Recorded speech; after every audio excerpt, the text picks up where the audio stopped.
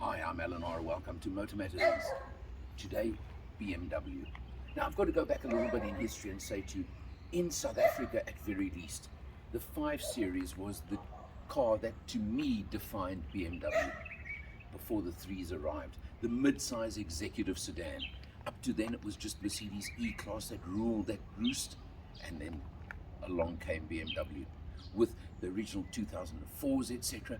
But the 5 Series, late 70s, early 80s was where the name and the game started for them. Well, this is the latest G60 generation 5 Series. The kidney grill's not as big as some of the other models, let me tell you. This is the family size. And I can't show it to you now, unfortunately I just didn't get a chance, but I've got to tell you, when you get out of the car at night, your headlights have a slight delay, but there's lighting around the grills. It looks really, really distinctive and interesting. Latest G60, as I said, was launched not long ago, and only 2 actual derivatives in petrol engines in South Africa.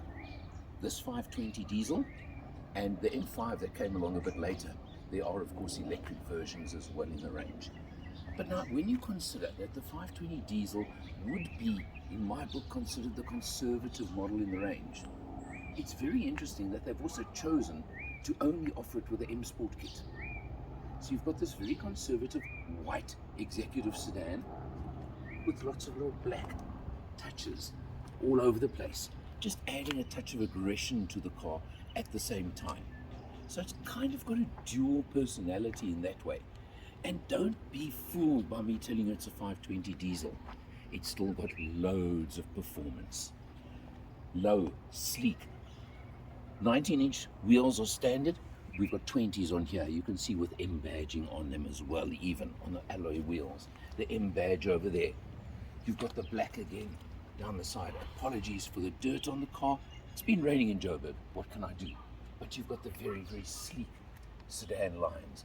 Blacked out window frames, obviously blacked out windows. Let's pop open the back door quickly and have a look.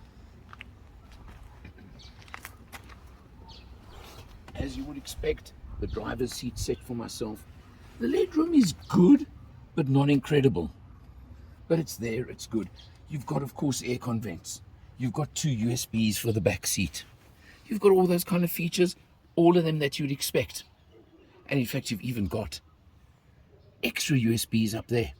That's for entertainment, for screens for the kids in the back. Big panoramic roof on the test car. Something I'm going to say, personal taste here.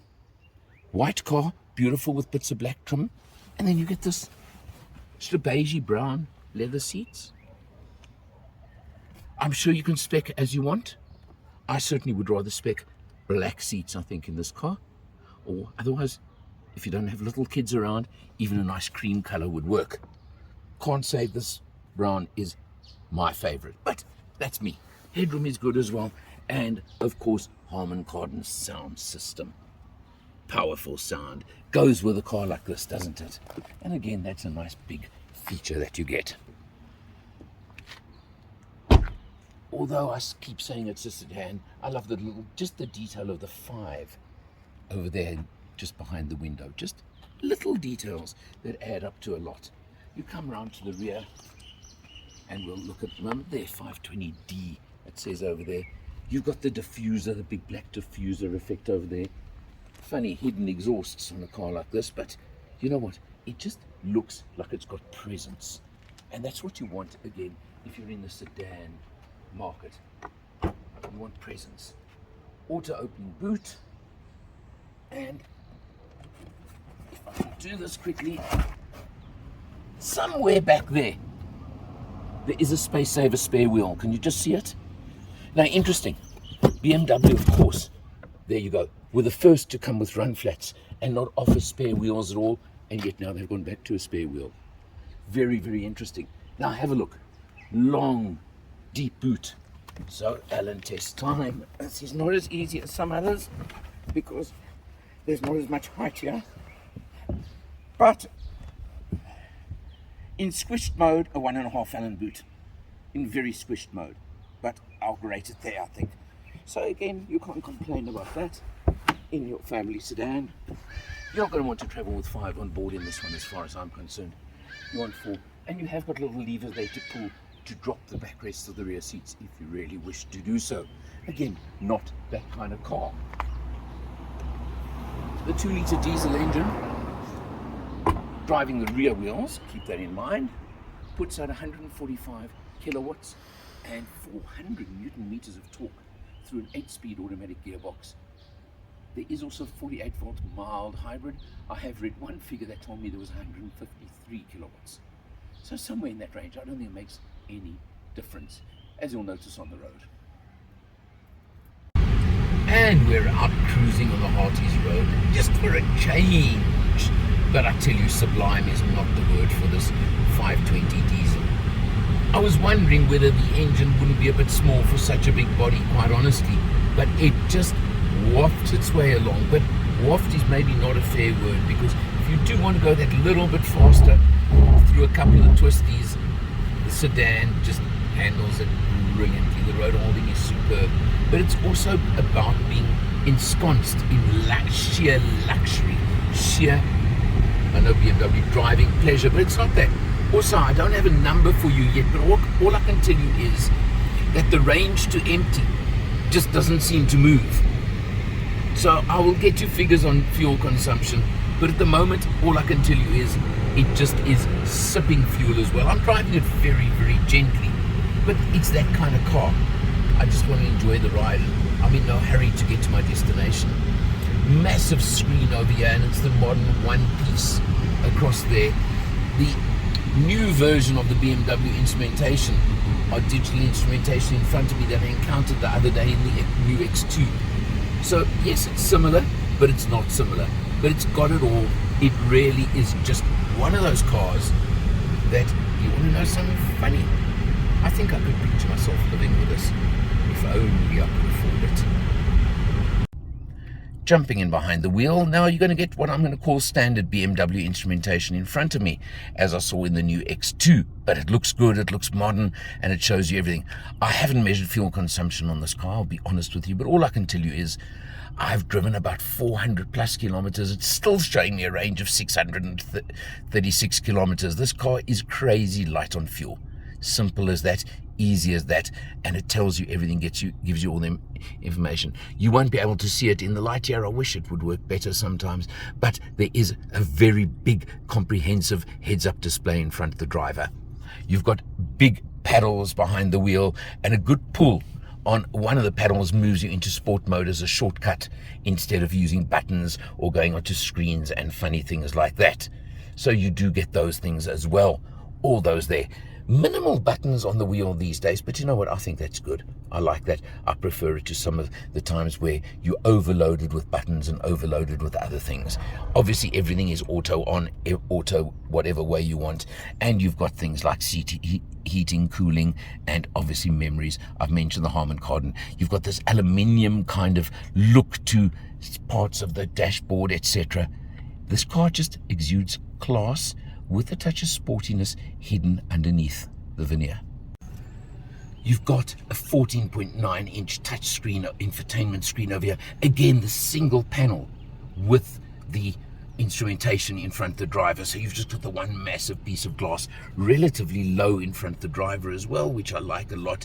And you've got some control for the aircon system over here, not all of it, but there is some at least. Otherwise, obviously everything else is done on the screen as you would expect. And you know the screen, you know what I'm going to tell you, Android Auto connects automatically.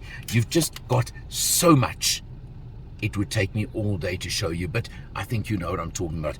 And the camera system is again superb. Front, you've got rear, you've got overhead, you've got also reverse parking and parking even forward automated. So you've got all these things again that you'd expect on a car at this level. There's so much on it that I'll be totally honest with you, I don't think I found half of what is on this car that I could have found during the time I've had it. But it's just like that. Your aircon vents, strangely and interestingly, are placed over here. And I must say, the aircon did befuddle me a bit during this test. It didn't always stay on the setting I wanted it to, but maybe I just wasn't finding the right things. But they're there. You've got, again, the aluminium section at the middle of the dash over here, and then you've got your phone placing over here. Inductive charging on this side works well, and a space for a second phone over there too. So those are all there. You've got your driver's console, can I call it, over here. So you've got scrolling for all your systems, all your infotainment systems over there. You can just press and you go to navigation, the standard built-in navigation. This is all what you expect from a car. A lot of it's in this section is haptic switches. So it's the haptic touch over there, but you know what, as long as they work, I really don't care. And a nice feature I really like is a scroller for volume right there that the passenger can get to nice and easily and use very, very easily as well. Over here you've got your little gear shifter, crystal. Seems to be crystal has come in as a big deal for this kind of feature and for the gear shifter these days. Engine stop start there, and of course you've got electronic parking brake and an auto hold. I don't even think you really need those, quite honestly, in a modern car. And you've got a nice console over here. So you've got everything you can possibly want or need from your executive, and I've got to use the word executive sedan. Now, my regular viewers will know I love a sedan. I really do, and particularly an executive sedan. It just, I believe, suits me, and I like the character and the style of it. They're limited these days, and in this category, the executive category, yes, BMW, Mercedes, Audi, and Lexus are your players in this. And I can tell you now, this G60 doesn't have to stand back for any of them. When you want to push it through the twisties, as you saw me do in the video as well, going out to Hearties, it can do it. When you want to cruise very, very sedately, it can do it. And the fuel consumption is just almost crazy good. You can get 1,000+ kilometers out of a tank in this car, and that's amazing. Price. Oh, you want the price, do you? Approximately 1.25 million rand, but as you know, and I used the word approximately because it will depend on what specs you want, what you want to add, what you don't want to add. That's always up to you. Overall, what a pleasure. You're in this market, you've got to look at this one along with its competitors to make your decisions. For MotorMatters, I'm Eleanor, and I'll see you next time.